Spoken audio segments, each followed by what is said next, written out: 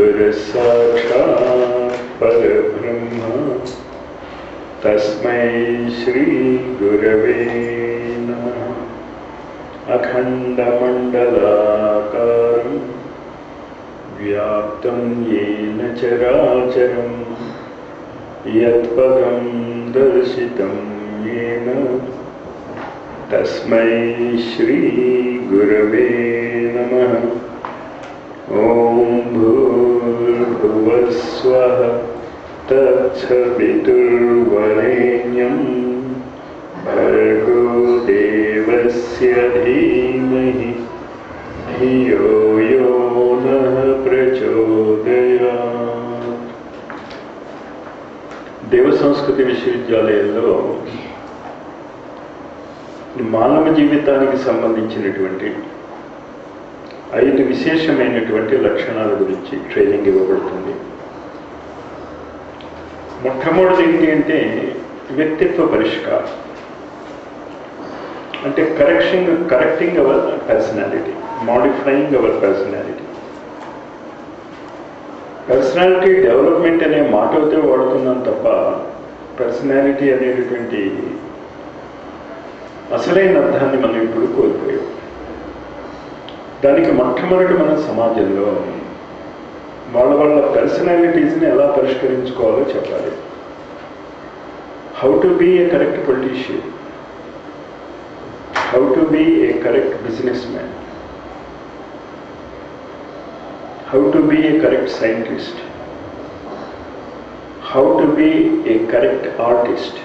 Artist అంటే expert in his field. Tendulkar is an artist in cricket field. Artist అంటే మీరు TV ఆర్టిస్ట్లే అనుకోకండి. యోగా కర్మసు కౌశల్, ఆ ఎక్స్పర్ట్స్ ఏం తెలియాలి. And then the teachers who communicate with all these 4.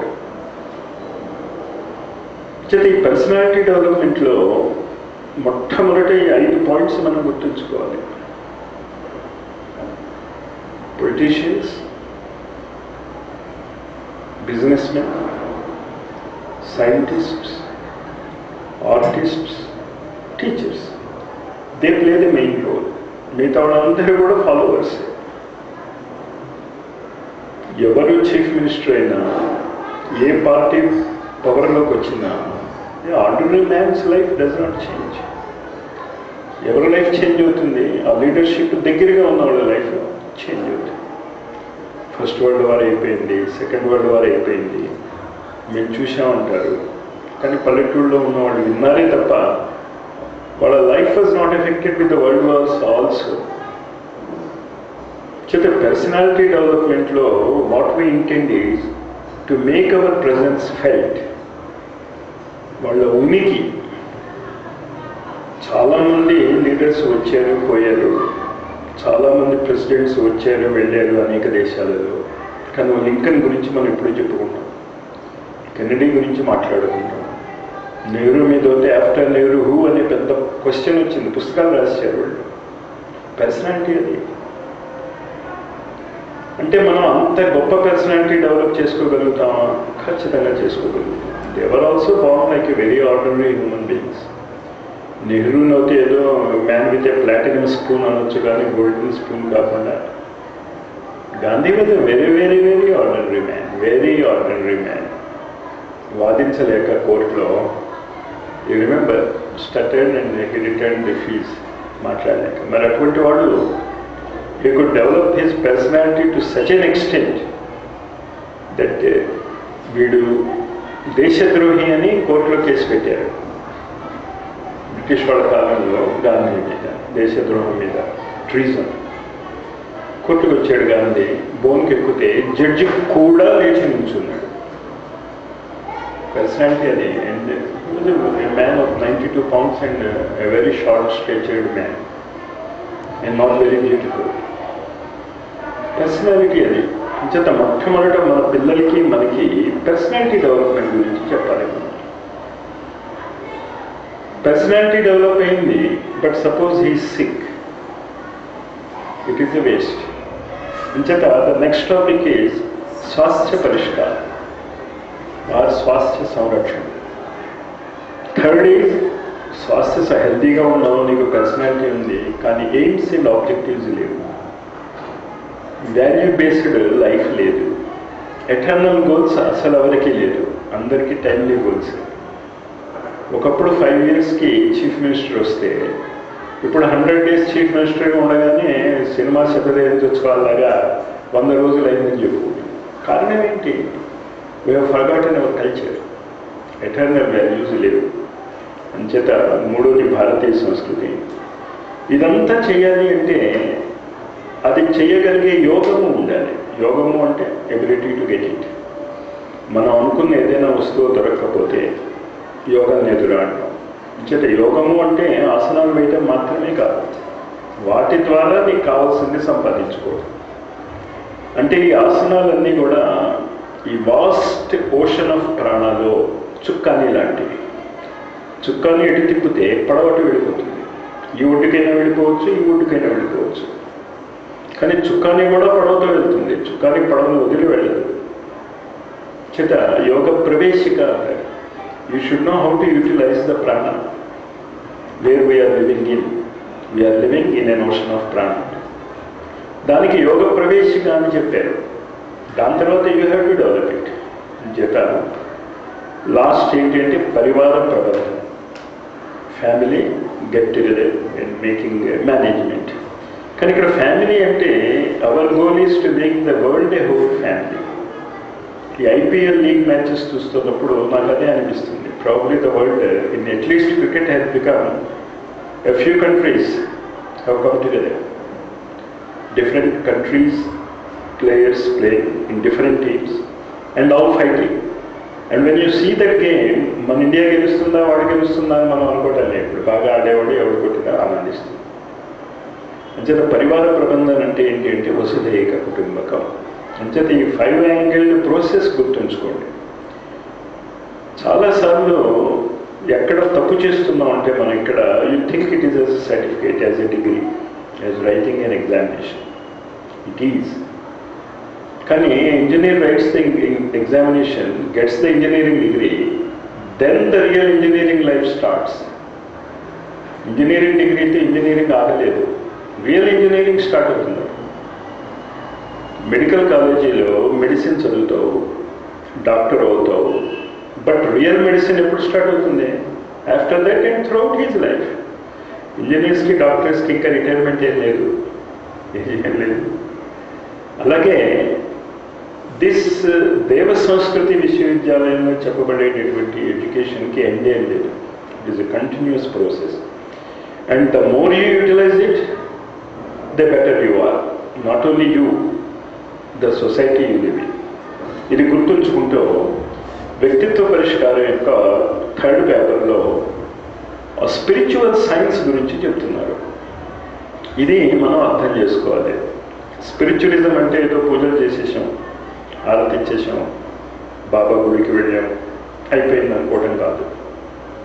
And when I say Baba గుడి అయితే I mean all religions, whether you go to a church or to a mosque or to a gurudwara, దేనికి మీరు వెళ్ళినా కూడా ఏం మనం అక్కడ మర్చిపోతున్నాం అంటే విద్యాలయానికి మీరు వెళ్ళినప్పుడు విద్య నేర్చుకుంటారు, వైద్యాలయానికి వెళ్ళినప్పుడు వైద్యం నేర్చుకుంటారు, గ్రంథాలయానికి వెళ్ళినప్పుడు గ్రంథాలు చదువుతారు. మరి దేవాలయానికి వెళ్ళినప్పుడు మీరు ఎందుకు అడుక్కుంటున్నారు? Why you are begging? You demand. Mathematics paper రాసి వచ్చిన స్టూడెంట్ అన్ని క్వశ్చన్స్ కరెక్ట్గా వేస్తే he will not go and beg the lecturer to give him marks. He demands the marks. నేను అన్ని కరెక్ట్గా రాశాను అని నమ్మకం అడుగుతున్నప్పుడు it is a fight and he succeeds. Question ఓవర్కోవడం ఏదో జరుగుతుంది ఒక్కొక్కసారి. మరి దేవాలయంలో why are we not able to fight with gods? అందుకని రామాయణంలో చాలా విచిత్రమైనటువంటి మాట వేస్తాడు వాల్మీకి. ఎవడైతే కోపం వస్తే యుద్ధంలో దేవతలు కూడా భయపడతారో అలాంటి వ్యక్తి ఎవడైనా ఉన్నాడా? ప్రశ్న అది. రామాయణంలో మామూలు వ్యక్తిత్వాల గురించి వాడు మాట్లాడటమే. ఈ లోకంలో ఎవరికైనా కోపం వస్తే దేవతలు కూడా భయపడేటటువంటి వ్యక్తిత్వం ఉన్నది అని చెప్పి రామాయణం స్టార్ట్ అవుతుంది. అంటే ఏంటి, ఆ దేవతా శక్తులు అంటే ఏంటో మనం మర్చిపోయాం. దేవతా శక్తులు ప్రాకృతిక శక్తుల యొక్క నియమాలు మీకు ఎప్పుడు తెలిస్తే అది దేవత అవుతుంది. ప్రాకృతిక శక్తి నియమాలు మీకు తెలిస్తే అది దేవత అవుతుంది, లేకపోతే భూతం అవుతుంది. పూర్వకాలంలో మెరుపులు మెరిస్తే భయపడేవాళ్ళం, పిడుగు పడితే భయపడేవాళ్ళు. ఇప్పుడు భయపడతాం పిడుగు పడితే.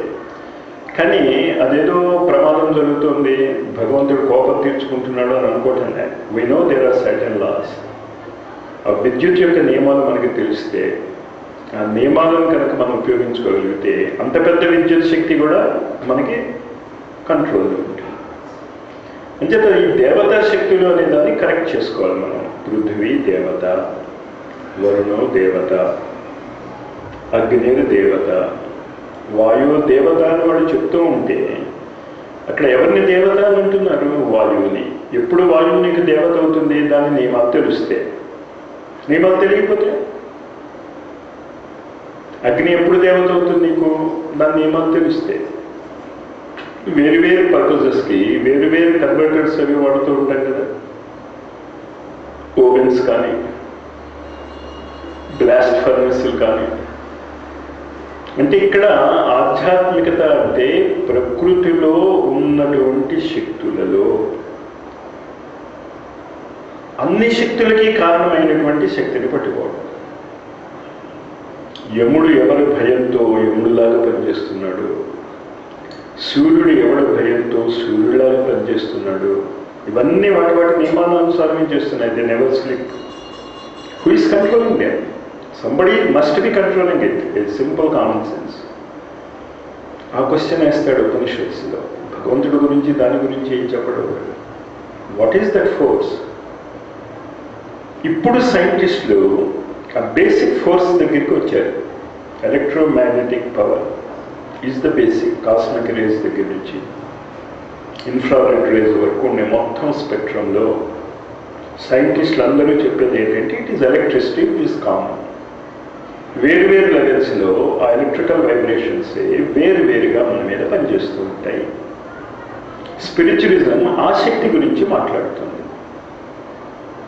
ఆ శక్తికే మనము 4 పేర్లు ఇచ్చుకున్నాం: మనస్సు, బుద్ధి, చిత్తము, అహంకారము. మనస్సు గురించి మోడర్న్ సైకాలజిస్ట్కి ఏంటో తెలియదు.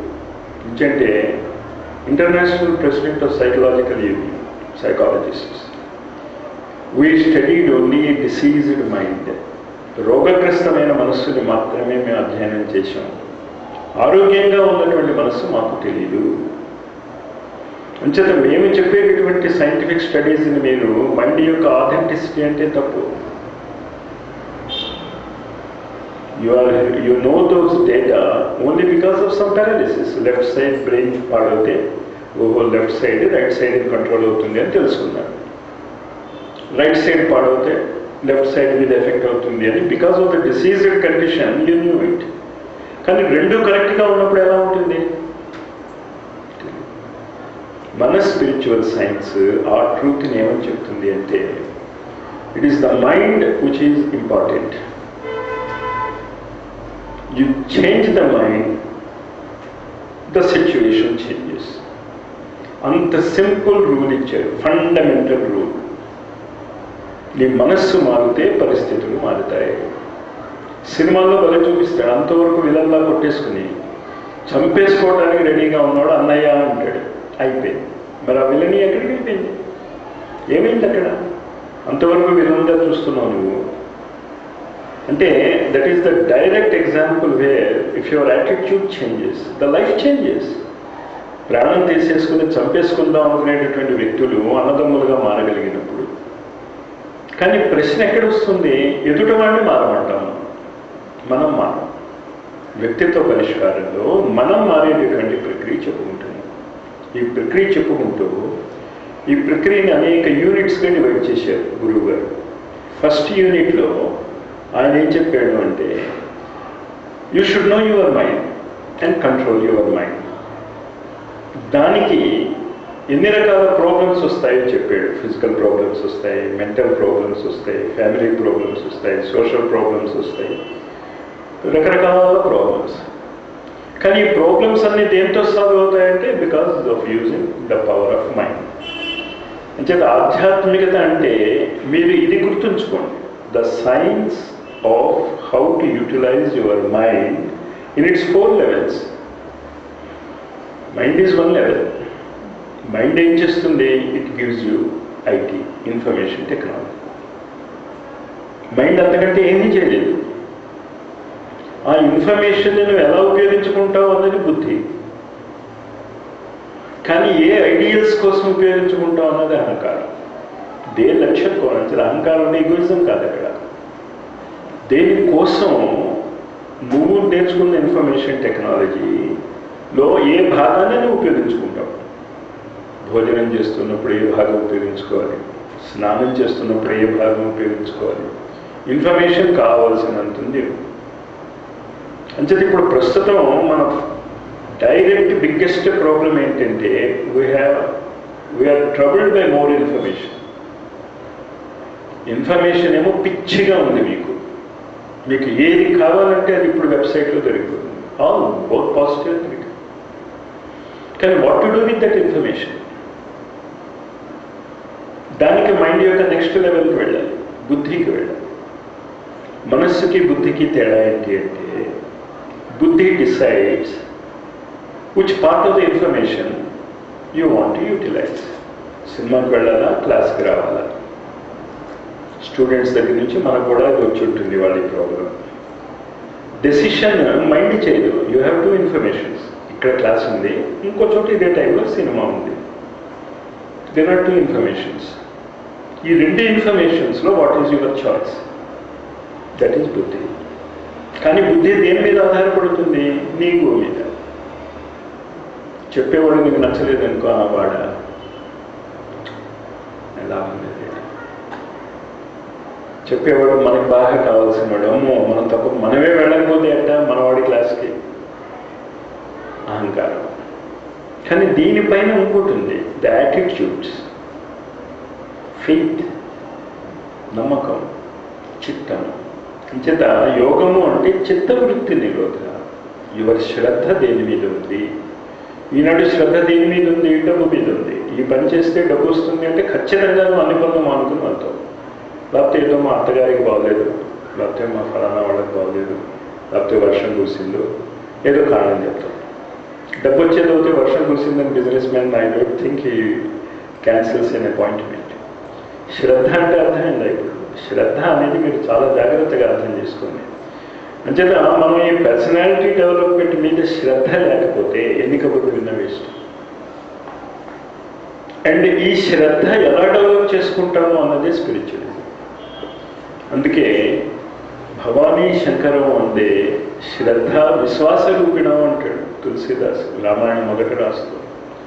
శివపార్వతుల గురించి మాట్లాడటంలే ఆయన.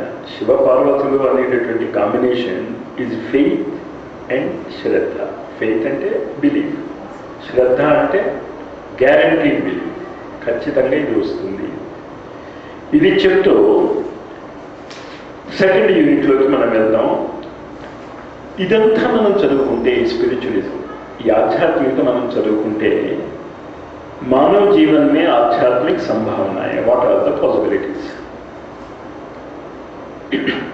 इंदुलो మనం ఏమేం చదువుకుంటామంటే मनुष्य देह में भरी विलक्षणता का परिचय प्राप्त करेंगे. The uniqueness of a human body. విలక్షణత అనేది చాలా జాగ్రత్తగా గుర్తుంచుకోండి. నీలాంటి వాడు ఇంకోటి ప్రపంచంలో ఉండడు. You are bound with a purpose. Every being is bound with a purpose. Environment చెప్తూ వాళ్ళు ఏం చెప్పారంటే అక్కడ ఒక స్టేట్మెంట్, అడవిలో ఉన్న పెద్ద పుల్ల సంఖ్య బట్టి రెయిన్ఫాల్ కంట్రోల్ అవుతుంది అంటారు. వాళ్ళని అడిగాను నేను, how is it related? But scientifically it is proved. అంటే యూనిక్నెస్ అర్థమవుతుంది కదా. Even the lack of a పెద్ద పులి, టైగర్, నీ రెయిన్ఫాల్ కంట్రోల్ చేసేస్తుంది. యూనిక్నెస్. అంచేత స్పిరిచువలిజంలో what is your special role అనేది మనకు తెలియాలి. And that role can never be substituted by anyone else. Nature. రెండోది, मानव जीवन में आध्यात्मिक संभावनाओं के विषय में जान सकेंगे. ఒక దాని తర్వాత నీ రోల్ నీకు అర్థమయ్యాక what are the multiple possibilities తెలుసుకుంటాం. మూడవది, व्यक्ति में महानता का अवतरण किस प्रकार संभव है ये जान सकेंगे. How can greatness descend in you. గొప్పతనము, గొప్ప వ్యక్తిత్వము నీలో ఎలా దింపుకోవచ్చు అనేది నేర్చుకుంటాం. आध्यात्म मनुष्य के सर्वांगीण विकास को कैसे प्रभावित करता है यह जान सकेंगे. द होलिस्टिक अप्रोच, टोटालिटी, పరిపూర్ణంగా నీ వ్యక్తిత్వాన్ని ఎలాగ ఆధ్యాత్మికత ప్రభావితం చేస్తుందో తెలుసుకుంటాం. మొదటిది, మనుష్య దేహమే భరి విలక్షణ విరాట్ సామర్థ్యం. మానవ శరీరంలో నిండి ఉన్న విలక్షణమైన అనంతమైన సామర్థ్యం. मनुष्य देह में बहुत कुछ ऐसा है जिसके बारे में हम नहीं जानते, पर वह इतना आश्चर्यजनक अद्वितीय क्षमताओं से परिपूर्ण है कि दुनिया भर के वैज्ञानिक उस जैसी मशीन आज तक नहीं बना पाए. మానవ జీవితం గురించి మనం చాలా తెలుసుకున్నాము అనుకుంటున్నాం, కానీ అందులో ఎంత ఆశ్చర్యజనకమైనటువంటి అద్వితీయమైనటువంటి విలక్షణతలు ఉన్నాయంటే, సామర్థ్యాలు ఉన్నాయంటే, ఈనాటికి కూడా సైంటిస్టులు మానవ శరీరం లాంటి యంత్రమును తయారు చేయలేకపోయారు. They can't repeat it, duplicate it. ఏంటంటే బిలీఫ్, శ్రద్ధ అంటే గ్యారంటీ బిలీఫ్, ఖచ్చితంగా ఇది వస్తుంది. ఇది చెప్తూ సెకండ్ యూనిట్లోకి మనం వెళ్దాం. ఇదంతా మనం చదువుకుంటే, ఈ స్పిరిచువలిజం, ఈ ఆధ్యాత్మికత మనం చదువుకుంటే, मानव जीवन में आध्यात्मिक संभावनाएं, व्हाट आर द पॉसिबिलिटीज. इंदुलो మనం ఏమేం చదువుకుంటామంటే, मनुष्य देह में भरी विलक्षणता का परिचय प्राप्त करेंगे. The uniqueness of a human body. విలక్షణత అనేది చాలా జాగ్రత్తగా గుర్తుంచుకోండి. నీలాంటి వాడు ఇంకోటి ప్రపంచంలో ఉండడు. You are bound with a purpose. Every being is bound with a purpose. Environmental pollution గురించి చెప్తూ, రెయిన్ఫాల్ గురించి చెప్తూ వాళ్ళు ఏం చెప్పారంటే అక్కడ ఒక స్టేట్మెంట్, అడవిలో ఉన్న పెద్ద పుల్ల సంఖ్య బట్టి రెయిన్ఫాల్ కంట్రోల్ అవుతుంది అంటారు. వాళ్ళని అడిగాను నేను, how is it related? But scientifically it is proved. ఇంచేత యూనిక్నెస్ అర్థమవుతుంది కదా. Even the lack of a పెద్ద పులి, టైగర్, మీ రెయిన్ఫాల్ కంట్రోల్ చేసేస్తుంది. యూనిక్నెస్. అంచేత స్పిరిచువలిజంలో what is your special role అనేది మనకు తెలియాలి. And that role can never be substituted by anyone else. Nature. రెండోది, मानव जीवन में आध्यात्मिक संभावनाओं के विषय में जान सकेंगे. ఒక దాని తర్వాత నీ రోల్ నీకు అర్థమయ్యాక what are the multiple possibilities తెలుసుకుంటాం. మూడవది, व्यक्ति में महानता का अवतरण किस प्रकार संभव है ये जान सकेंगे. How can greatness descend in you. గొప్పతనము, గొప్ప వ్యక్తిత్వము నీలో ఎలా దింపుకోవచ్చు అనేది నేర్చుకుంటాం. आध्यात्म मनुष्य के सर्वांगीण विकास को कैसे प्रभावित करता है यह जान सकेंगे. द होलिस्टिक अप्रोच, टोटालिटी, పరిపూర్ణంగా నీ వ్యక్తిత్వాన్ని ఎలాగ ఆధ్యాత్మికత ప్రభావితం చేస్తుందో తెలుసుకుంటాం. మొదటిది, మనుష్య దేహమే భరి విలక్షణ విరాట్ సామర్థ్యం. మానవ శరీరంలో నిండి ఉన్న విలక్షణమైన అనంతమైన సామర్థ్యం. मनुष्य देह में बहुत कुछ ऐसा है जिसके बारे में हम नहीं जानते, पर वह इतना आश्चर्यजनक अद्वितीय क्षमताओं से परिपूर्ण है कि दुनिया भर के वैज्ञानिक उस जैसी मशीन आज तक नहीं बना पाए. మానవ జీవితం గురించి మనం చాలా తెలుసుకున్నాము అనుకుంటున్నాం, కానీ అందులో ఎంత ఆశ్చర్యజనకమైనటువంటి అద్వితీయమైనటువంటి విలక్షణతలు ఉన్నాయంటే, సామర్థ్యాలు ఉన్నాయంటే, ఈనాటికి కూడా సైంటిస్టులు మానవ శరీరం లాంటి యంత్రమును తయారు చేయలేకపోయారు. They can't repeat it, duplicate it. मृत्यु के भय और अमरत्व की इच्छा ने भारतीय आचार्यों को विचार की एक नया दिशा दी. కానీ ఫండమెంటల్గా మనిషికి బేసిక్గా రెండు కోరికలు ఉంటాయి, ప్రతివాడికి ఉంటాయి. ఒకటి పాజిటివ్, ఒకటి నెగిటివ్. నెగిటివ్ ఏంటంటే చనిపోతానేమో అని భయం. ఎంత గొప్పవాడైనా చనిపోతాననే భయం మాత్రం వాడికి వదలదు. రెండోది ఏంటి, ఇంకాస్త వాడు ముందుకు ఆలోచించగలిగితే అమరత్వాన్ని పొందగలమా? ఈ రెండు క్వశ్చన్స్ మీద లైఫ్ యొక్క ఎండింగ్ పాయింట్ అంటే కంటిన్యూటీ ఆఫ్ లైఫ్. అమరత్వము అంటే కంటిన్యూటీ ఆఫ్ లైఫ్, మృత్యువు అంటే ద ఎండ్ ఆఫ్ లైఫ్. ఈ రెండింటి మీద భారతీయ ఋషులు చాలా సైంటిఫిక్ రీసెర్చ్ చేశారు. उन्होंने खोजा कि స్థూల శరీరం కిసే కథే. మొట్టమొదటి వాళ్ళు స్థూల శరీరాన్ని బాగా అర్థం చేసుకున్నారు. विश्लेषण से पाया गया कि पृथ्वी, जल, अग्नि, वायु और आकाश इन 5 महाभूतों से किया गया कर्मों के द्वारा उत्पन्न सुख दुख आदि को भोगने का प्रधान आश्रय नाश होने वाला, उत्पत्ति, वृद्धि, घटना, बढ़ना, ढीला पड़ना और नाश हो जाने वाला इन 6 विकारों से युक्त यह शरीर है. जब ఎలిమెంట్స్ని స్థూల శరీరంలో ఉన్నటువంటి ఎలిమెంట్స్ని వాళ్ళు అనలైజ్ చేశారు. మొట్టమొదటి ఏం చెప్పారంటే పంచతత్వాలతో నిర్మించబడింది. పంచతత్వాలు అంటే ఏంటి? ఆకాశము, వాయువు, అగ్ని, జలము, పృథివీ. దాని తర్వాత శరీరం చేసిన కర్మల వల్ల సుఖ దుఃఖాలు అనుభవిస్తాడు. దాని తర్వాత ఖచ్చితంగా ఇది శరీరము, ఖచ్చితంగా ఇది శరీరము అంటే నాశనం అయిపోయింది. క్షీయతే ఇది శరీరం. ఈ శరీరం నాశనం అయిపోతుంది అంటే ఇప్పటికి 3 పాయింట్స్ పట్టుకున్నారు వాళ్ళు. పంచతత్వాలతో నిర్మించబడింది, నువ్వు చేసే పనుల వల్ల సుఖాన్ని దుఃఖాన్ని అనుభవిస్తావు, దాని తర్వాత ఖచ్చితంగా ఈ శరీరము నాశనం అయిపోతుంది. దాని తర్వాత 6 వికారాలు ఉన్నాయి ఇందులో, అంటే మోడిఫికేషన్స్. వికారాలు అంటే ఇక్కడ మనం అనుకునే వికారం కాదు. వికారం అంటే మోడిఫికేషన్స్. ఏంటి 5 రకాల మోడిఫికేషన్స్? మొట్టమొదటి ఇట్ టేక్స్ బర్త్, ఉత్పత్తి. దాని తర్వాత వృద్ధి, దాని తర్వాత తగ్గొచ్చు, పెరగవచ్చు. ఘటన, బడన 4 అయ్యాయి. ఏంటంటే అవి పుట్టడం, పుట్టిన తర్వాత పెరగడం, పెరిగాక పెరగవచ్చు, తగ్గవచ్చు, వృద్ధి కావచ్చు, తగ్గవచ్చు. 4.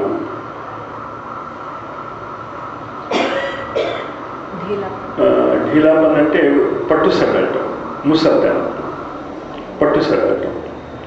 దాని తర్వాత చివరికి నాశనం అయిపోవడం. ఈ 6 తప్పవు శరీరానికి. అంటే ఎంత బేసిక్ థాట్స్లోకి వెళ్ళారు. అంచేత మనం ఇది గమనించుకుంటూ ఉండాలి. మన నిత్య జీవితంలో ఆ బేసిక్ ప్రిన్సిపల్స్ ఎప్పుడైతే అర్థమవుతాయో, సైన్స్ ఎందుకు డెవలప్ అయింది? బేసిక్ ప్రిన్సిపల్స్ తెలిసే కనుక. इसमें अति सूक्ष्म आकाश है, अर्थात आकाश तत्व से शरीर की रचना प्रारंभ होता है. ఇంకోటి ఏం కనిపెట్టారు? వీటన్నిటిలోకి కనుక మీరు జాగ్రత్తగా చూస్తే 6 వికారాలు కానీ, సుఖ దుఃఖాలు అనుభవించే కర్మలు చేసే శరీరం కానీ, దీని పంచతత్వాలతో నిర్మించబడే శరీరానికి అలా మనం బ్యాక్ వెళ్తే బ్యాక్ క్యాలిక్యులేషన్ చేసుకుని అన్నిటికంటే సూక్ష్మమైనది ఏంటి అంటే ఆకాశం. అంటే అర్థం ఏంటి? బేసిక్ ఆకాశం. ఆకాశం నుంచి ఇవన్నీ ఉత్పత్తి అవుతున్నాయి. అందులో మన శరీరం కూడా ఉంది, ఈ ఇటుక కూడా ఉంది, చీమ కూడా ఉంది, దోమ కూడా ఉంది, ఎర్త్ కూడా ఉంది, సూర్యుడు కూడా ఉన్నాడు, ఈ గ్రహాలన్నీ కూడా ఉన్నాయి. ఇంచేత సూక్ష్మాతి సూక్ష్మమైనటువంటి స్థితి ఏమిటి అంటే ఆకాశతత్వం. आकाशतत्व 2 भागों में बंटकर रहता है. आधा तो अपने जो का त्यों स्वरूप में रहता है, शेष आधे को वायु भाग में मिला देता है. ఇది మనం బొమ్మలో గీసాం, అది సగం అవుతుంది ఆకాశతత్వం, సగం అలాగే ఉండిపోతుంది, మిగతా సగం వాయుతత్వంలో కలుస్తుంది. అంచితే వాయువు అంటే ఏంటి అర్థం? ఆకాశము ప్లస్ వాయుతత్వం కలిసి ఉంటుంది. ఈ మిక్స్చర్ అంటే ఏంటి? వాయువు అంటే వాయువు మాత్రమే కాదు అక్కడ ఉన్నది, వాయువుతో పాటు ఆకాశం కూడా ఉంది. ఈ సమ్మిశ్రణం మళ్ళీ సగం అవుతుంది.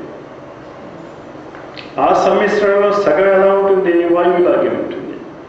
మిగతా సగంలో ఏం కలుస్తుంది? అగ్నితత్వం కలుస్తుంది. ఇది చాలా క్లియర్ కట్గా మీకు గురుదేవుడు రాసినటువంటి కుండలిని సావిత్రి గాయత్రి పుస్తకం ఉంది, తెలుగులో కూడా ఉంది, బొమ్మలు కూడా ఉన్నాయి, అక్కడ చూసుకోండి. అంటే పంచతత్వాలతో మిల్లిమిల్లిగా ఈ స్థూల శరీరం ఎలా ఆవిర్భవించింది, ఈ లాజిక్ మీరు బొమ్మలా తీసుకోండి. ఆకాశము half of it is mixed with air. ఈ ఎయిర్ మిక్స్డ్ ఆకాశంలో హాఫ్ అలాగే ఉండిపోతుంది, మిగతా హాఫ్లో అగ్ని కలుస్తుంది. అంచేత నువ్వు అగ్ని అంటున్నావు, కానీ ఆ అగ్నిలో ఆల్రెడీ ఏముందనమాట, ఆకాశం ఉంది, వాయువు ఉంది. ఆ అగ్ని మళ్ళీ సగం అవుతుంది, సగం ఆ 3 పార్ట్స్గా అగ్నిగా ఉండిపోతుంది, దాంట్లో నీరు కలుస్తుంది. చేత నువ్వు నీరు అంటున్న దాంట్లో ఆల్రెడీ 4 ఉన్నాయి. నీరు అంటేనే ఆకాశం ఉంది, వాయువు ఉంది, అగ్ని ఉంది, నీరు ఉంది. ఈ మిక్స్చర్ మళ్ళీ సగం అవుతుంది, అందులో పృథ్వీతత్వం కలుస్తుంది. అది స్థూలంగా మనకు కనిపించేటటువంటి ఈ పృథ్వీతత్వం అని మన మహర్షులు కనిపెట్టారు. అండ్ ఆ ప్రపోర్షన్స్ కూడా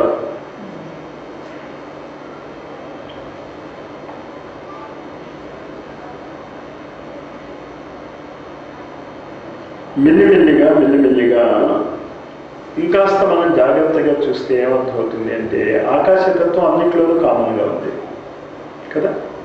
ఇంచేత మన స్థూల శరీరంలో కూడా ఆకాశతత్వం యొక్క ఎఫెక్ట్ ఎక్కువ ఉంటుంది. లాజిక్ అర్థమైంది. అక్కడ సగం ఆకాశం పక్కన ఉంది, మళ్ళీ సగం ఆకాశంలో వాయువు కలిసింది, ఆకాశము వాయువులో అగ్ని కలిసింది, ఆకాశము వాయువు అగ్ని జలములో అన్నిట్లోనూ ఆకాశం కామన్గా ఉంటుంది. అంచేత మన స్థూల శరీరాన్ని కనుక మనం అబ్జర్వ్ చేసుకుంటే ఖచ్చితంగా అందులో greatest factor, contributing factor is आकाश। भारतीय योगियों ने इस संबंध में कहा कि इसी शरीर में मूल चेतना ब्रह्म को प्राप्त कर अमरत्व प्राप्त कर लेती है। अथर्ववेद में कहा गया है, अष्टचक्रा नवद्वारा देवानां पुर अयोध्या तस्यां हिरण्यः कोशः स्वर्गो ज्योतिषा व्रतः। इस देह में 8 चक्र और 9 द्वार है। देव शक्तियों की पुरी यह अयोध्या है। उसमें जो तेजस्वी कोश है वही तेजस्विता से युक्त होकर स्वर्गीय आनंद से परिपूर्ण है। అంచేత ఈ స్థూల శరీరంలో ఉన్నటువంటి దాని గురించి చెప్పుకుంటూ 6 చక్రాలు 8 చక్రాలు, సాధారణంగా మనం 7 చక్రాల గురించి చెప్తాం, కానీ ఇక్కడ 8వ చక్రం గురించి కూడా చెప్తున్నాం. అలాగే మీరు కావాలనుకుంటే మీకు కావాల్సిన చక్రాలు చూసుకోవచ్చు. ఇచ్చి నర్వ్ ప్లెక్సెస్ ఎక్కడెక్కడైతే నరాలు కలుస్తూ ఉంటాయి ప్రతిదీ ఒక చక్రమే, కానీ మెయిన్గా 8 చక్రాలు 9 ద్వారాలు ఉన్నటువంటి శరీరాన్ని అయోధ్య అంటాం. చేత ఈ అయోధ్య రాముడు ఉండేటటువంటి అయోధ్య, జీవాత్మ ఉండేటటువంటి అయోధ్య, ఆత్మారాముడు ఉండేటటువంటి అయోధ్య ఈ శరీరమే. ఇందులో బేసిక్గా ఏమున్నాయి? 8 చక్రాలు, 9 ద్వారాలు ప్లస్ లైట్, తేజస్విత అంటే లైట్ ఉంది. Occult anatomy and the Bible पुस्तक में डॉक्टर कोहन हेलेन ने कोलंबिया विश्वविद्यालय के डॉक्टर लुई वर्मन के निबंध व्यक्तित्व को प्रभावित करने वाली ग्रंथियां ग्लैंड्स रेगुलेटिंग पर्सनैलिटीज के हवाले से बताया है कि मनुष्य के शरीर में कुछ ऐसी ग्रंथियां हैं जो देखने में तो छोटी होती हैं पर उनका महत्व असाधारण है. ఇక్కడ మనం అకల్ట్ ఎనాటమీ అనేటటువంటి పేరుతో ఒక బుక్ చదువుకున్నాం, జ్వాలాకుల మహర్షిది. అందులో ది ఎండోక్రైన్ సిస్టమ్, డాక్టర్స్ కూడా ఇప్పుడు ఏం ఒప్పుకుంటున్నారు అంటే the ductless glands, the endocrine system human పర్సనాలిటీని చాలా గొప్పగా ప్రభావితం చేస్తుంది. అందులో వాడు ఒక ఎగ్జాంపుల్ ఏమి ఇస్తాడు అంటే, కొంచెం 5 మిల్లీగ్రామ్స్లో తేడా వస్తే మన శరీరంలో తెలివైన వాడు మూర్ఖుడైపోతాడు, లేకపోతే మూర్ఖుడు తెలివైన వాడైపోతాడు. ఆ పర్సంటేజ్ మారితే ఐడిన్ యొక్క కాంపోజిషన్ థైరాయిడ్ గ్లాండ్. అప్పుడు సైంటిస్టులు ఏమనుకున్నారు అంటే, ఇంకేముంది ఐడిన్ని మనం ఇష్టం వచ్చినట్టు ఇంజెక్ట్ చేసేసుకుంటే మహా తెలివితేటలు పొందేవచ్చు, ఇంకా గాడ్ ది కంట్రోల్ అనుకున్నారు. తర్వాత అర్థమైంది ఇట్ ఈజ్ ఎ హార్మోన్ అని. ఎక్కువ తీసుకోలేవు, తక్కువ తీసుకోలేవు, హార్మోనీలో ఉండాలి, ఎక్కువ ఉండకూడదు, తక్కువ ఉండకూడదు. అంచేత నీకు కావలసిన కోరికలు తీసుకోవటానికి మొట్టమొదటి ఏంటి అంటే సమత్వం యోగ ఉచ్యతే, బ్యాలెన్స్ ఈజ్ యోగా. ఎక్కువ తీసేసుకున్నంత మాత్రాన మందు నీకు ఎఫెక్ట్ ఇవ్వదు, తక్కువ తీసుకున్న ఎఫెక్ట్ ఇవ్వదు, కావాల్సిన పరిమాణంలో ఇవ్వాలి. ఇక్కడ ఈయన ఇచ్చిన రిఫరెన్స్ ఏంటంటే డాక్టర్ కోహెన్ హెలిన్ అనేటటువంటి ఆయన డాక్టర్ లూయి వర్మన్ అనేటటువంటి ఒక ఎస్సేలో గ్లాండ్స్ రెగ్యులేటింగ్ పర్సనాలిటీ అనేటటువంటి దాని గురించి చెప్తూ అతి చిన్న పరిమాణంలో క్వాంటిటీలో మార్పు తెచ్చుకోగలిగితే డక్ట్లెస్ గ్లాండ్లో మీ పర్సనాలిటీ మారిపోతుంది. अंतस्रावी हार्मोन्स इन ग्रंथियों से ही स्रावित होकर शरीर परिवर्तन का कारण बनते हैं. ఈ డక్ట్లెస్ గ్లాండ్ నుంచి వచ్చేటటువంటి ఈ స్రావాలే మానవ శరీరానికి యొక్క ఆరోగ్యానికి లేకపోతే బలహీనతకి కారణం. Next paragraph.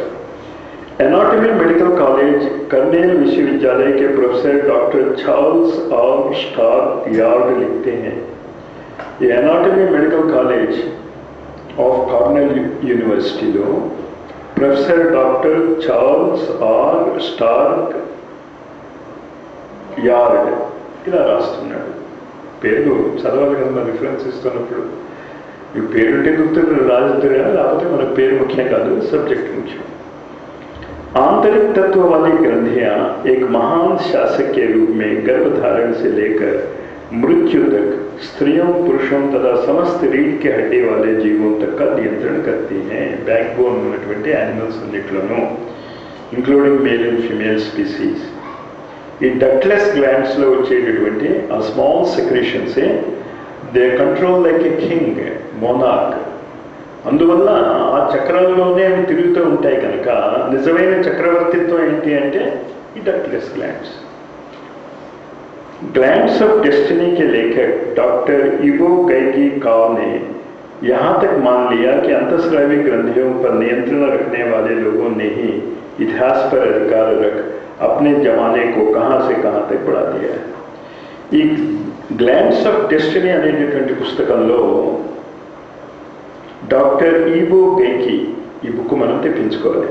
Glands of destiny ఏం చెప్తున్నాడు అంటే ఈ హిస్టరీని మార్చినటువంటి వ్యక్తులందరిలోనూ కూడా మిగతా వాళ్ళకి ఉన్నటువంటి తేడా ఏంటి అంటే ఈ గ్లాండ్ సెక్రేషన్. ఈ గ్లాండ్ సెక్రేషన్ ఎక్కువగా ఆ పద్ధతిలో విలక్షణంగా ఉంది. అందుకే నేనేం చెప్పాను, ఇప్పుడు ఈ ప్రతి వ్యక్తి కూడా విలక్షణే, యూనికే. మీ గ్లాండ్ సెక్రేషన్ వేరు, తన గ్లాండ్ సెక్రేషన్ వేరు, ఇంకోటి గ్లాండ్ సెక్రేషన్ వేరు. అండ్ ఇన్ ఆల్ మ్యామల్స్ అంటే బ్యాక్ బోన్ ఉన్నటువంటి స్పీసీస్ అన్నిటిలోనూ కూడా the real controller is the gland secretion. అంచేత ఈ గ్లాండ్స్ ఆఫ్ డెస్టినీ అని ఆయన పేరు పెట్టాడు. డాక్టర్ ఈవో గైకి కావ్, పేరు బాగున్నాయి, డాక్టర్ ఈవో గైకి కావ్. नेपोलियन बोनापार्टे का उदाहरण देते हुए उन्होंने लिखा कि यदि वाटरलू के युद्ध के समय नेपोलियन बोनापार्टे का पिट्यूटरी ग्लैंड में खराबी नहीं आती तो वह हारता नहीं. దానికి ప్రూఫ్గా ఆయన ఇచ్చిన అనేక ఎగ్జాంపుల్ ఏంటి అంటే వాటర్లూ వార్లో నెపోలియన్ ఓడిపోతాడు, అక్కడే అరెస్ట్ అయిపోతాడు. దానికి కారణం ఏంటి అంటే అప్పటికీ కొద్ది రోజుల ముందుగా అతని పిట్యూటరీ గ్లాండ్లో సమ్ డిస్టర్బెన్స్ వచ్చింది. ఆ డిస్టర్బెన్సే వచ్చి ఉండకపోతే he would have conquered that war. అంటే గ్లాండ్స్ ఆఫ్ డెస్టినీ అంటే మన ఋషులు ఈ చక్రాల మీద ఎంత రీసెర్చ్ చేశారో, కానీ మన ఋషులు చెప్పేటటువంటి చక్రాలు వీళ్ళు చెప్పేటటువంటి ఎండోక్రైన్ గ్లాండ్స్ కావు, అంతకంటే సూక్ష్మమైనవి. शरीर को जीवित रखने के लिए आवश्यक क्रियाकलापों का संचालन यौन तो विभिन्न अंग अवयवों द्वारा होता है, परंतु उसका मूलभूत आधार मस्तिष्क की संचार प्रणाली है. డైజెషన్ మనం చేసేటటువంటి అనేక క్రియాకలాపాలన్నీ కూడా రకరకాల పార్ట్స్ ద్వారా జరుగుతున్నప్పటికీ ద మెయిన్ సీట్ ఎక్కడ అంటే బ్రెయిన్. मन मस्तिष्क के क्रियाकलाप एवं विचारणा भावना का स्थिति व स्तर के अनुरूप ही व्यक्तित्व का निर्माण और तदनुरूप प्रगति का मार्ग प्रशस्त होता है. మన బ్రెయిన్ ఎలాగా డెవలప్ అయి ఉంటుందో, మన బ్రెయిన్లో ఎలాంటి ఆలోచనలు ఇమోషన్లు వస్తూ ఉంటాయో వాటి ప్రకారంగానే మన భౌతిక జీవితము నియంత్రింపబడుతుంది. प्रख्यात मस्तिष्क विज्ञानी डॉक्टर पीटर विंगेट के अनुसार मानवीय मस्तिष्क में 10 अरब के लगभग न्यूरॉन्स होते हैं। अरब बटे 10 crores, 10 अरब बटे 10 into 10 crores అంటే 100 crores of neurons అంటే the small cells which make up the brain. మన శరీరం సెల్స్తో తయారైంది, బ్రెయిన్ న్యూరాన్స్తో తయారై ఉంటుంది. అందులో ఎన్ని న్యూరాన్స్ ఉన్నాయి అంటే 100 crore न्यूरॉन्स कंटे ఎక్కువ ఉన్నాయని చెప్పాడు ఆయన, डॉक्टर पीटर विंगेट. इनके द्वारा एक विशिष्ट प्रकार का विद्युत प्रवाह उत्पन्न किया जाता है जो मानवीय काया रूपी यंत्र के आंतरिक और बाह्य वातावरण को पूरी तरह प्रभावित और नियंत्रित करती है. ये 100 crore न्यूरॉन्स లో వచ్చే circuits and short circuits and different circuits electrical ప్రవాహము మన బ్రెయిన్లో ఏ విధంగా అయితే జరుగుతుందో దానివల్ల మన ఆలోచనలు ఆధారపడతాయి, మనం చేసేటటువంటి క్రియాకలాపాలు ఆధారపడతాయి. डॉक्टर पीटर ने मस्तिष्क को 3 भागों में विभक्त किया है. ఈ డాక్టర్ పీటర్ విన్గేట్ అనే ఆయన మన బ్రెయిన్ని 3 భాగాలుగా విభజించాడు. Fore brain, mid brain and hind brain. ముందున్నది, మధ్య ఉన్నది, చివరన కాదు. अंडे की आकृति के सदृश इस हिस्से को थैलेमस किया जाता है, थैलेमस कहा जाता है, और इसके नीचे स्थित भाग को हाइपोथैलेमस, और जहां से मानव मशीन की संपूर्ण गतिविधियां संचालित होती रहती हैं.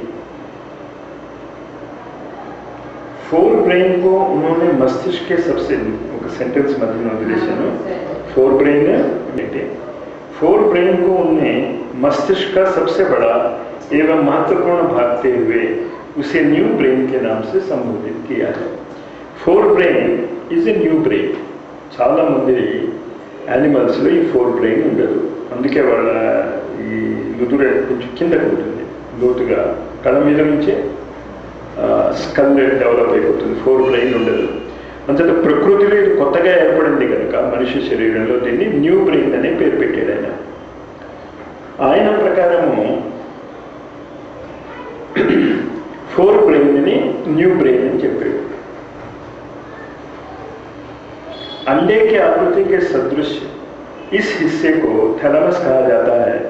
దాని కింద ఉన్నటువంటి భాగాన్ని థాలమస్ అంటాం. లోపల బొమ్మ మనం తర్వాత చూదురు అని ఒక కోడిగుడ్డు లాంటిది ఉంటుంది, దాన్ని థాలమస్ అంటాం. దాని కింద భాగాన్ని హైపోథాలమస్. ఈ హైపోథాలమస్ అనే ఆ కింద భాగం అంటే ఆల్మోస్ట్ మనం ఆజ్ఞాచక్రం అని ఎక్కడ మనం అనుకుంటామో లోపల, అక్కడ నుంచి మన క్రియాకలాపాలన్నీ కూడా జరుగుతూ ఉంటాయి. ఆల్మోస్ట్ పిట్యూటరీ గ్లాండ్ లొకేషన్ కూడా అక్కడే ఉంటుంది, हाइपोथैलेमस. मानवीय विचारणाओं, आकांक्षाओं और भावनाओं का केंद्र इसी को माना गया है. ये हाइपोथैलेमस ने మానవుని యొక్క ఆలోచనలు, ఆకాంక్షలు, భావనాల కేంద్రము ఉన్నది. అంటే మనం పర్సనాలిటీ డెవలప్మెంట్ చేయాలన్నా ఏం చేయాలన్నా మనం ఎక్కడ కాన్సన్ట్రేట్ చేయాలి? మన కార్యక్రమాలన్నీ కూడా హైపోథాలమస్ మీద మనం కాన్సన్ట్రేట్ చేయాలి. దాన్ని మనం బొట్టు పెట్టుకునే చోట కానీ, తిలకం పెట్టుకునే చోట కానీ, ఇదంతా కూడా ఇండైరెక్ట్గా అక్కడ లోపల ఉన్న హైపోథాలమస్ వైపు చూడు అనేటటువంటి ఒక ఇండికేషన్. ఇది మానవ శరీరం యొక్క విలక్షణత గురించి కొన్ని పాయింట్స్ చెప్పాడు. How difficult it is and how troublesome. ఇక్కడ మనం ఒకటి గుర్తుంచుకోవడం చాలా మంచిది. చాలామంది ఏం చెప్తారంటే ఐన్స్టీన్ లాంటి వాడే తన బ్రెయిన్ యొక్క 10% ఉపయోగించుకున్నాడు అని. ఐన్స్టీన్ లాంటి మహామేధావే. మరి అలాంటప్పుడు మన బ్రెయిన్ ఎంత ఉపయోగించుకుంటాం? ఫోర్ బ్రెయిన్ గురించి అది. ఇంకా ఈ హైపోథాలమస్ ఉందా లేదా, దాన్ని మనం ఉపయోగించుకుంటున్నాం లేదా మనకి తెలియదు. Some other power is somehow controlling it and continuing our life process. దాని శక్తి గురించి తెలుసుకునేటటువంటిది ఆధ్యాత్మికత. అందుకని నెక్స్ట్ హెడింగ్ ఏం చెప్తాడు అంటే మానవ జీవనమే ఆధ్యాత్మిక సంభావన. దీని గురించి మనం తెలుసుకోవటం వల్ల మానవ జీవితంలో ఏమేమి సాధించగలం మనం? మొదటిది ప్రతిభా పరిష్కారం, టాలెంట్. ఈ టాలెంట్లో ప్రతిభా పరిష్కారం అనేటటువంటి గురుదేవుడు కొంచెం కాన్సన్ట్రేటెడ్గా వాడతారు, ఇంటెన్స్గా వాడతారు. బాగా పాడగలిగేవాడు ఉన్నాడు. వాడు ప్రజల మనోభావాన్ని మార్చగలిగే రెవల్యూషనరీ సాంగ్స్ పాడవచ్చు, వాళ్ళని లేపవచ్చు, లేకపోతే ప్రజల్ని కింద పడవేసేటటువంటి పాటల్ని పాడి వాడు డబ్బు సంపాదించుకుంటూ మనుషుల్ని నాశనం చేయొచ్చు. అంచేత you have to cleanse, modify your pratibha. అంచేత మొట్టమొదటి ఏంటి అంటే ప్రతిభా పరిష్కారం. ప్రతిభా పరిష్కారం అంటే అర్థం లేదు, ముందు ఒక టాలెంట్ ఉండాలి, ఆ టాలెంట్ డెవలప్ చేసుకున్నాక దాన్ని పాజిటివ్గా కరెక్ట్గా వాడుకోవాలి. రెండోది ఏంటి, అంతర్ద్వంద్వంసి ముక్తి. ఎప్పుడు కూడా మనిషికి to do or not to do. Shakespeare అన్నాడు, అంటాడు హ్యామ్లెట్లో, ఇది చేద్దామా ఇది చేద్దామా, ఇది చేద్దామా అది చేద్దామా. అందుకే నేను చాలాసార్లు మన పిల్లలకి వాళ్ళకి చెప్తూ ఉంటాను, మీరు డిసైడ్ చేసుకోగలిగేటప్పుడు, మేము మీ డెసిషన్ మిమ్మల్ని అడిగినప్పుడు గివ్ ఏ పాజిటివ్ డెసిషన్. హోటల్కి వెళ్ళి ఇడ్లీ తింటారా మసాలా దోశ తింటారా మీ ఇష్టం. నేను అడిగాను కదా నువ్వేం తింటావు, మీ ఇష్టం ఎందుకంటున్నావు.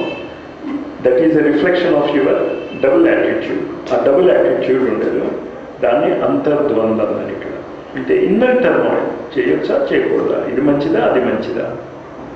డెసిషన్ మేకింగ్ కెపాసిటీ అంటే ఇంకాస్త మంచిది అది. దాని తర్వాత సంవేదనాంక విస్తారం. సంవేదనలు అనేటటువంటి మాట ఎంపతి అంటాం ఇంగ్లీష్లో, సింపతి, ఎంపతి. ఇది ఈ స్పిరిచువల్ సైన్స్లో చాలా ముఖ్యం. సంవేదన అంటే అర్థం ఏంటి, వేదన అంటే ఒక బాధ మామూలుగా, కానీ సంస్కృతంలో వేదన అంటే ఇట్ ఈజ్ అన్ ఎమోషన్. ఇప్పుడు ఇంజనీరింగ్ కాలేజీకి స్టూడెంట్స్ వెళ్ళారు, ఇంజనీర్లు అవుతారు. అంటే ఏమయ్యారు వాళ్ళు, ఇంజనీరింగ్ కాలేజీలో ఉన్న లెక్చరర్స్కి సంవేదన పొందారు. సంవేదన అంటే టు ట్యూనింగ్. వేదన అంటే భావం, బాధ అని కాదు, అక్కడ ఇమోషన్. ఇంజనీరింగ్ ఇమోషన్కి ట్యూన్ అవుతే ఇంజనీరింగ్ సంవేదన ఉంది. మంది ఇచ్చేటటువంటి వేదనకి మీరు ట్యూన్ అవుతే మెడకి సంవేదన. సంవేదన అంటే ఇప్పుడు అర్థమైంది కదా, సమ్ అంటే టు ట్యూనింగ్. దేనికి వేదన అంటే ఇక్కడ బాధ అని అర్థం చేసుకోకండి. ఎనీ ఇమోషన్, అది పాజిటివ్ కావచ్చు నెగిటివ్ కావచ్చు. అంచేత ఇక్కడ మీకు ఈ స్పిరిచువల్ సైన్స్ మీరు ఎప్పుడైతే నేర్చుకుంటారో మీకు సంవేదనని విస్తరింప చేసుకోగలుగుతాడు. ఇంజనీరింగ్ చదివిన వాడు ఇంజనీరింగ్ సంవేదనకే లోనవ్వగలడు, మిగతా వాడికే అర్థం కాదు. మెడిసిన్ చదివిన వాడు మెడిసిన్ సంవేదనకే అర్థం కాగలడు. కానీ వీడు ప్రపంచంలో ఉన్న అన్నిటికీ ఎంపతి వస్తుంది, సంవేదన వస్తుంది. అందువల్ల ప్రపంచంలో ఉన్న వాటి గురించి అంతా తెలుస్తుంది వాడికి. అందుకే రామకృష్ణ పరమహంస ఒకసారి వివేకానందతో చెప్పాడు, నాకు జంతువుల భాష అర్థమవుతుంది, పక్షుల భాష అర్థమవుతుంది. వేదన అనే మాట అర్థమైంది కదా. వేద అంటే టు నో, నా అంటే మేమందరం, అందరం కలిసి నేర్చుకునేది వేదన. కానీ ఇక్కడ వేదన అనే మాటకి మనం రివేస్ తలకిందులు అర్థం ఇస్తాం. అంటే ఏంటి, ఒక నేరో మీనింగ్ ఇస్తాం. ఒక సంకీర్ణమైన దృష్టికోణం ఏంటి అంటే బాధ. ఇంచేతే బాధకే ఇప్పుడు మనం సంవేదన పడగలం. ఎవడైనా బాధపడుతూ ఉంటే వాడి బాధకి మనం కూడా అయ్యో పాపం బాధపడు, కానీ ఎవడైనా ఆనందిస్తూ ఉంటే వాడితో పాటు మనం ఆనందించలేము. అది మీరు ఎప్పుడైనా అబ్జర్వ్ చేశారు? మనం హలో విష్ యూ హ్యాపీ, అబ్బా నువ్వు యూనివర్సిటీ ఫస్ట్ వచ్చావా అని కంగ్రాచులేట్ చేస్తావు, కానీ వాడి ఇమోషన్తో సంవేదన లేదు. యూ ఫీల్ అన్హ్యాపీ, ఫెయిల్ అయిపోయాడు అనుకోడు. అయ్యో పాపం ఫెయిల్ అయ్యేవాళ్ళు మనస్ఫూర్తిగా అంటావు. ఆ సంవేదన అనే భావం తేడా తెలుస్తుంది కదా. అంచేత పాజిటివ్ సైడ్లో కూడా విస్తరించ చేయగలిగేటటువంటి ఎబిలిటీ మీకు వస్తుంది, టు ఎంజాయ్ అదర్స్ ఎంజాయ్మెంట్. దాన్నే సంవేదనాత్మక విస్తారం. సంకల్ప శక్తిగా వికాస్, అనుకున్న చేయగలిగేటటువంటి శక్తి వస్తుంది. అంతర్దృష్టిగా వికాస్, ఇన్నర్ విజన్. గాంధీ గారు దీన్ని ఇన్నర్ వాయిస్ అంటూ ఉండేవారు. దాని తర్వాత అతీంద్రియ క్షమతాత్మక వికాస్. అతీంద్రియ క్షమత అంటే ఇంద్రియాతీత శక్తులు, దృష్టి, దివ్య దృష్టి. అలాగే మనకు 5 ఇంద్రియాలు ఉన్నాయి, 5 దివ్య దృష్టి, 5 పంచ దివ్య శక్తులు మనకు వస్తాయి. అతీంద్రియ సామర్థ్యాలు మనకి వికసింపబడతాయి. प्रतिभा परिष्कार इंको वाटिकी एक्सप्लेनेशन इस्तुन्नारु आयन। आध्यात्मिक प्रतिभा जीवन का मूल और मौलिक बिंदु है। రకరకాల प्रतिभा అంటే టాలెంట్, సైన్స్లో టాలెంట్ ఉండొచ్చు, ఇన్ ఎనీ అదర్ ఫీల్డ్ నీకు టాలెంట్ ఉండొచ్చు. కానీ రియలైన టాలెంట్ నీకు ఎక్కడ ఉండాలి అంటే ఈ స్పిరిచువల్ సైన్స్లో ఉండాలి. ఆధ్యాత్మిక టాలెంట్ ఉంటే మిగతావన్నీ నీకు వస్తాయి. जहां पर हमारे होने का प्रश्न उभरता है और उसका समग्र समाधान भी मिलता है. ఇందువల్ల అంటే ఈ ఆధ్యాత్మిక ప్రతిభ ఎప్పుడైతే మనలో వికసిస్తుందో 2 పాయింట్స్ మీకు చాలా క్లియర్గా ఉంటాయి. మీరు ఇక్కడే ఎందుకున్నారు, ఫలానా చోట ఫలానా వాళ్ళ కూతురుగా, ఫలానా వాళ్ళ భార్యగా, ఫలానా వాళ్ళ తల్లిదండ్రులుగా, ఫలానా సొసైటీలో ఫలానా ఆనందము ఫలానా దుఃఖాలకి కారణంగా ఎందుకున్నాము అనే ఈ टोटल रिलेशनशिप्स मन का अर्थम अवटम मोदलेडुतुंदी. गोलमैन ने वैदिक मान्यताओं को सामयिक ढंग से व्यक्त करते हुए कहा कि केवल आईक्यू से जीवन नीरस एवं शुष्क हो जाता है, जबकि मात्र भावनाएं जीवन को ऐसे चौराहे पे खड़ा करता है जहां से किसी एक निर्दिष्ट पद का चयन कर पाना कठिन है. इकड़ा ఎవడైనా గోల్మెన్ అనేటువంటి ఆయన మనం ఇప్పుడు ఎడ్యుకేషన్లో ఐక్యూకి ఇంపార్టెన్స్ ఇస్తున్నాం, ఇంటెలిజెంట్ కోషెంట్.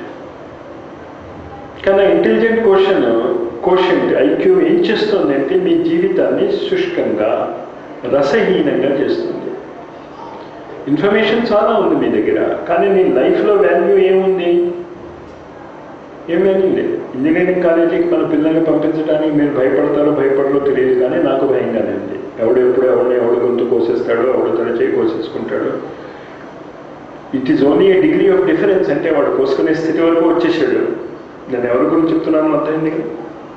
2 years బ్యాక్ ఆ విజయవాడలోనే అలాగే జరిగింది. అంటే మన కుటుంబాలు it has become dry, barren, శుష్కించిపోయింది, రసవిహీనం అయిపోయేసారు కదా. Nobody wants to live. Why they are continuing to live is they just don't know. ఎందుకయ్యా ఈ జీవితం అని గబుక్కున అవునైనా కాలం పట్టుకు అడిగితే మాకు తెలియదు అంటే నాకు కనిపించడం లేదు. నువ్వు పేరు గట్టిగా చెప్పేస్తే రికార్డ్ అయిపోతుంది. ఏమన్నా అక్కడ అంచేత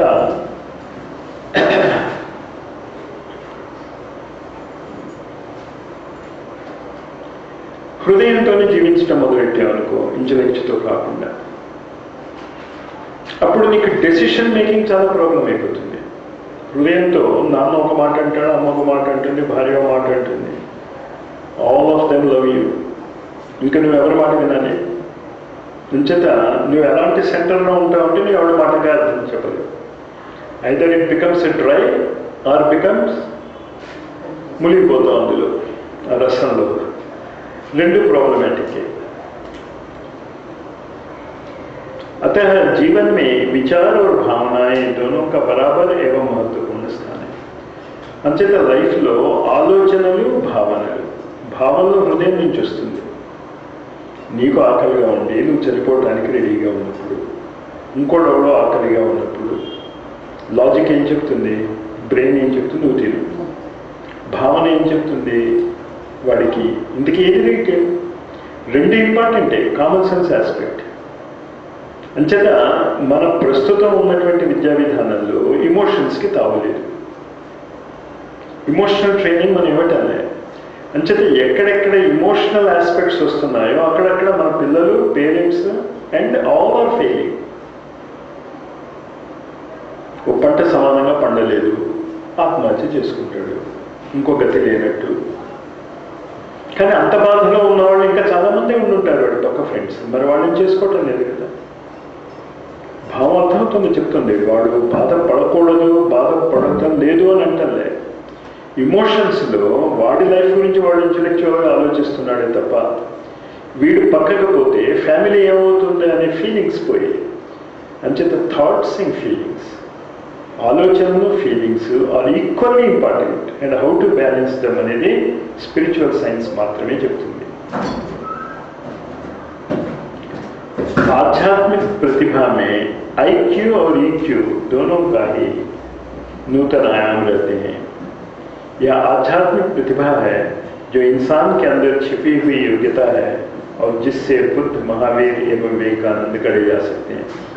ఈ స్పిరిచువల్ టాలెంట్ ఎంత గొప్పది అంటే ఓ వివేకానందుడు, ఓ మహావీరుడు, ఓ బుద్ధుడు, క్రైస్ట్, ఓ వివేకానంద ఈ స్పిరిచువల్ సైన్స్ అర్థం చేసుకుంటే, అంటే నువ్వు మామూలు వ్యక్తివైనా ఆ లెవెల్ వ్యక్తికి మారగలిగేటటువంటి టెక్నాలజీ నీకు అర్థమవుతుంది. అంచేత ఐక్యూతో పాటు ఈక్యూ కూడా, intelligent quotient and emotional quotient రెండు ఇంపార్టెంట్.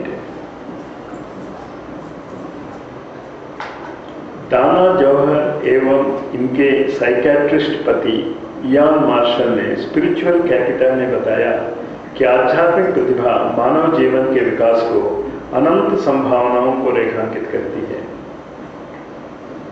ఈ దానా జౌహర్ అనే ఆవిడ, ఆయన సైకాట్రిస్ట్ అయిన హస్బెండ్ ఇయాన్ మార్షల్ ఈ స్పిరిచువల్ క్యాపిటల్ వల్ల ఎంత గొప్ప పనులు మనం చేయవచ్చో, ఎంత ఎవల్యూషన్లో మనం ముందుకు వెళ్ళవచ్చో తెలుసుకోలేము.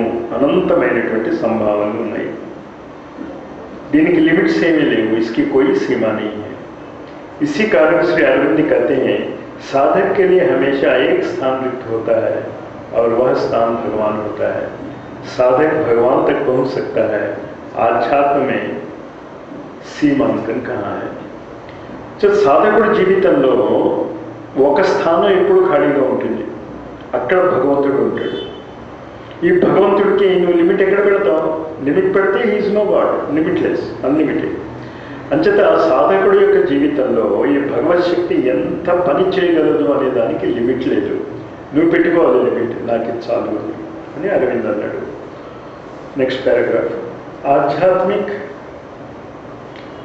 आध्यात्मिक प्रतिभा के नियमों से परे व असीम बताया गया है.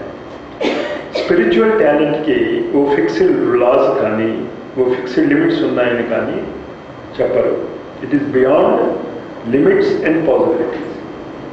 यह सारा ताना बाना आध्यात्म की द्विआयामी भूमि पर बना गया है. प्रथम पवित्रता, दूसरा रूपांतर.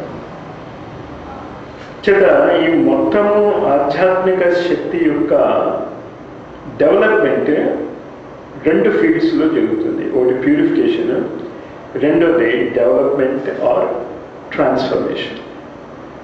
ఇక్కడ మనం ఆపుతాం. చేత స్పిరిచువలిజంలో, స్పిరిచువల్ సైన్స్లో రెండు ఆస్పెక్ట్స్ ఉన్నాయి. ఒకటి పవిత్రీకరణము, రెండోది రూపాంతరణ. పవిత్రీకరణము అంటే ఇంప్యూరిఫికేషన్ ప్రాసెస్ ఉంది. అక్కడ బ్యాప్టిజం అని చెప్తూ ఉంటాం, నీళ్ళలో ముంచుతూ ఉంటారు, మనం నీళ్లు చదువుకుంటూ ఉంటాం, స్నానాలు చేస్తూ ఉంటాం. ప్యూరిఫికేషన్ ప్రాసెస్ ఏం జరుగుతుంది అక్కడ? ఫిజికల్ ప్యూరిఫికేషన్ జరుగుతుంది, కానీ నీ మిగతా భాగాలు ప్యూరిఫై అవుతున్నాయా? నీ మైండ్ ప్యూరిఫై అవుతుందా? ముందు ఉన్న చెత్త పోవాలి. చెత్త పోయాక ఏమవ్వాలి? రూపాంతరణ, ట్రాన్స్ఫర్మేషన్ జరగాలి. అంటే ముందు మట్టితో ఉన్నటువంటి ఖనిజాన్ని ప్యూర్ మెటల్గా తయారు చేస్తాం. కానీ ప్యూర్ మెటల్గా తయారు చేసాక దాన్ని ఏం చేయాలి? It must be transformed in to the part you want. Spoon కావాలా, షోవెల్ కావాలా, సుత్తి కావాలా, దూలం కావాలా, నీకేం కావాలా మెటల్తో, దానికి తగినట్టు దాన్ని ట్రాన్స్ఫార్మ్ చేయాలి. కానీ ముందు ఏం చేయాలి? ప్యూరిఫికేషన్ చేయాలి. అంచేత శ్రీరామ్ శర్మ ఆచార్య అనేటటువంటి మహావ్యక్తి చేసినటువంటి పెద్ద ప్లస్ పాయింట్ ఏంటి అంటే, and last point, nobody else will or can do it. ఈ మాట నేనంటే చాలామంది కొంచెం కన్ఫ్యూజ్ అవుతారు. మీ గురువు గారు కనుక అలా చెప్తాను. న్యూటన్ తప్ప ప్రపంచంలో ఇంకెవరు గ్రావిటేషన్ లాస్ కనిపెట్టరు అన్నాను అనుకో, రైటా తప్పది. ఇంకోటెవరు కనిపెట్టలేడు, ఇంచేంటి ఇట్ ఈస్ ఆల్రెడీ డిస్కవర్డ్. కనిపెట్టింది ఎవరు? న్యూటన్. అలాగే స్పిరిచువల్ సైన్స్ యొక్క నియమాలు కనిపెట్టింది ఈయన కనుక, ఈ కనిపెట్టినటువంటి వ్యక్తి ఈయనే కనుక, ఇంకా స్పిరిచువల్ సైన్స్లో there may be undercurrents. Undercurrents అంటే ఏంటి? టెక్నాలజీ డెవలప్ అవ్వచ్చు. ఇప్పుడు ఎలక్ట్రానిక్స్ వచ్చింది, ఎలక్ట్రానిక్స్ యొక్క డెవలప్మెంట్ ఈ రోబోస్, ఆర్టిఫిషియల్ ఇంటెలిజెన్స్ అదంతా. కానీ ఎలక్ట్రిసిటీ డెవలప్ అయినప్పుడు ఆర్టిఫిషియల్ ఇంటెలిజెన్స్ గురించి కానీ దాని గురించి కానీ ఎవరికి తెలియదు. పాసిబిలిటీ కూడా ఊహించలేదు ఎవరు, ఈ మొబైల్ ఫోన్స్ గురించి, వెబ్ ఫోన్ గురించి.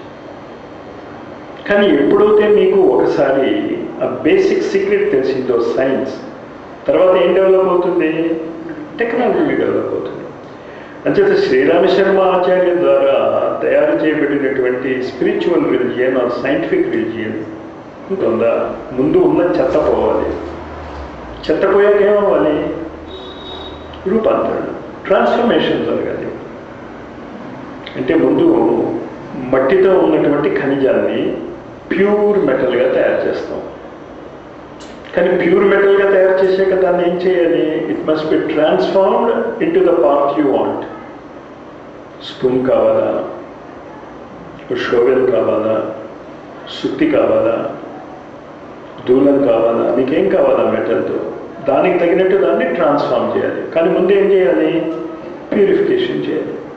అంచేత శ్రీరామ్ శర్మ ఆచార్య అనేటటువంటి మహావ్యక్తి చేసినటువంటి పెద్ద ప్లస్ పాయింట్ ఏంటి అంటే, and last point, nobody else will or can do it. ఈ మాట నేనంటే చాలామంది కొంచెం కన్ఫ్యూజ్ అవుతారు. మీ గురువు గారు కనుక అలా చెప్తాను. న్యూటన్ తప్ప ప్రపంచంలో ఇంకెవరు గ్రావిటేషన్ లాస్ కనిపెట్టలేరు, కనిపెట్టరు అన్నాను అనుకో, రైటా తప్పది. ఇంకోడెవరు కనిపెట్టలేడు, ఇంకంటే ఇట్ ఈస్ ఆల్రెడీ డిస్కవర్డ్. కనిపెట్టింది ఎవరు? న్యూటన్. అలాగే స్పిరిచువల్ సైన్స్ యొక్క నియమాలు కనిపెట్టింది ఈయన కనుక, ఈ కనిపెట్టినటువంటి వ్యక్తి ఈయనే కనుక, ఇంకా స్పిరిచువల్ సైన్స్లో there may be undercurrents. Undercurrents అంటే ఏంటి? టెక్నాలజీ డెవలప్ అవ్వచ్చు. ఇప్పుడు ఎలక్ట్రానిక్స్ వచ్చింది, ఎలక్ట్రానిక్స్ యొక్క డెవలప్మెంట్ ఈ రోబోస్, ఆర్టిఫిషియల్ ఇంటెలిజెన్స్ అదంతా. కానీ ఎలక్ట్రిసిటీ డెవలప్ అయినప్పుడు ఆర్టిఫిషియల్ ఇంటెలిజెన్స్ గురించి కానీ దాని గురించి కానీ ఎవరికి తెలియదు. పాసిబిలిటీ కూడా ఊహించలేదు ఎవరు, ఈ మొబైల్ ఫోన్స్ గురించి, వెబ్ ఫోన్ గురించి. కానీ ఎప్పుడైతే మీకు ఒకసారి ఆ బేసిక్ సీక్రెట్ తెలిసిందో సైన్స్, తర్వాత ఏం డెవలప్ అవుతుంది? టెక్నాలజీ డెవలప్ అవుతుంది. అంచేత శ్రీరామ్ శర్మ ఆచార్య ద్వారా తయారు చేయబడినటువంటి spiritual religion or scientific religion ఇంకోడెవరు కనిపెట్టాడు. ఇంకేం కనిపెడతారు? టెక్నాలజీ కనిపెడతారు. అందువల్ల మన లైఫ్ని మౌల్డ్ చేసుకోవడానికి ఒక రోల్ మోడల్ కావాలి కనుక మనం ఏ సైన్స్ చదువుతామో ఆ సైంటిస్ట్ పేరు మీద ఆ లాస్ చదువుతాం. న్యూటన్స్ లాస్, లెవెజియర్స్ లాస్, ఎకానమిక్స్లో కూడా రకరకాల మార్షల్స్ లాస్ అని రకరకాల నియమాలు ఉంటాయి. పేరు అయితే ఆ సైంటిస్ట్ పేరుతో చెప్తున్నాం, కానీ చదివేది నియమాలు. మార్షల్స్ లాస్ అంటే మార్షల్ గురించి ఏం చెప్పాం మనం, నియమాల గురించి చెప్తాం. అలాగే శ్రీరామ్ శర్మ ఆచార్య శతనామావళిలో మనము పేరు శ్రీరామ్ శర్మ ఆచార్య చెప్తాం, కానీ ఆయన ఏం చేశాడో చెప్తాం. అది మనం పాటించడానికి చెప్తాం. ఉదాహరణ కమ్యూనిజం. ఇంకా మీరు ఎప్పుడు చెప్పినా Karl Marx is the originator. ఇంకా మళ్ళీ న్యూ కమ్యూనిజం అంటే ఏం రాదు. అందులో టెక్నికల్ డిఫరెన్సెస్ రావచ్చు, మావోయిజం అని, నక్సలిజం అని, రకరకాల ఇజమ్స్ వస్తాయి. అలాగే స్పిరిచువల్ సైన్స్ యొక్క బేసిస్ ఈ శ్రీరామ్ శర్మ ఆచార్య లైఫ్లో స్టార్ట్ అయింది. He has given the laws which we are going to read. ఈ పుస్తకాల్లో మనం ఆ లాస్ గురించి చదువుతాం.